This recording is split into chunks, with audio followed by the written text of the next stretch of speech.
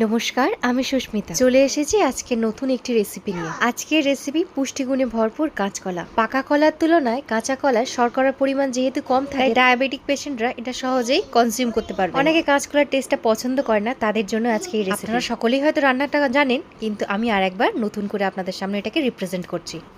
সিদ্ধ করা কাঁচা কলা আলুটাকে প্রথমে ম্যাশ করে নেব। চালের গুঁড়ো, বেসন, হলুদ, জোয়ান, ভাজা জিরে এবং ধনের গুঁড়ো দেব, লবণ আর একটু গোলমরিচ গুঁড়ো। আপনারা গোলমরিচ গুঁড়োর পরিবর্তে কাঁচা লঙ্কা ব্যবহার করতে পারেন। আর দিয়ে দেবো একটু আদা।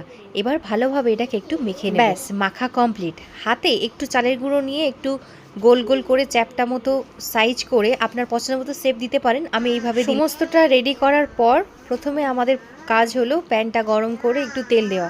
শ্যালো ফ্রাই করতে পারেন, ডিপ ফ্রাই করতে পারেন। আমি অল্প করে তেল দিয়ে ভাজলাম। তেলটা পুরোপুরি গরম হবে, তারপর একটা একটা করে এটা দিয়ে দেব। এটাকে মিডিয়াম টু লো আঁচে ভাজতে হবে, যাতে ভেতর থেকে পুরো অংশটা একটু ভাজা ভাজা হয়। একদিকে ভাজা রেডি হচ্ছে, অন্যদিকে আমি এর যে গ্রেভিটা বানাবো সেটা তৈরি করে নিই। একটা কড়াই গরম করে তাতে দিয়ে দেবো একটু সর্ষের তেল, একটু তেজপাতা, গোটা গরম মশলা, দিয়ে দেবো একটু গোটা জিরে।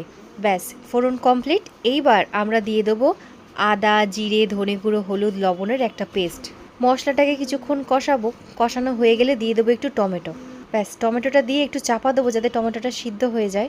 টমেটোটা সিদ্ধ হওয়া পর্যন্ত অপেক্ষা করুন। তারপরে আমরা দিয়ে দেবো জল। দিয়ে এটাকে বেশ খানিকক্ষণ ফোটাবো। প্রথমে মনে হবে ঝোলটা হয়তো পাতলা, কিন্তু যেহেতু ওই কাঁচকলার বড়াগুলো পড়বে, তারপর কিন্তু পুরো ঝোলটা ঘন হয়ে যাবে। কোপ্তাগুলো ভালোভাবে গোল্ডেন ব্রাউন করে ভেজে নেবে। আমি যেভাবে কোপ্তাগুলো দেওয়ার পর একটু ফুটিয়ে দিয়ে দেবো চিনি, ঘি, গুঁড়ো গরম মশলা। কোপ্তাগুলো দেওয়ার পরে কিন্তু বেশি নাড়া যাবে না, তাহলে ভেঙে যেতে পারে। দেখো গ্রেভিটা কত মোটা হয়েছে। গরম গরম ভাতের সাথে এই কাঁচকলার কোপ্তা অসাধারণ খেতে লাগবে। বানিয়ে দেখতে পারো, খুব সহজ পদ্ধতিতে দেখালাম। আজকে এই পর্যন্ত। ভিডিওটি ভালো লাগলে একটি লাইক, শেয়ার, কমেন্ট করবেন। চ্যানেলটি ফলো করে দেবেন। আজ আসি।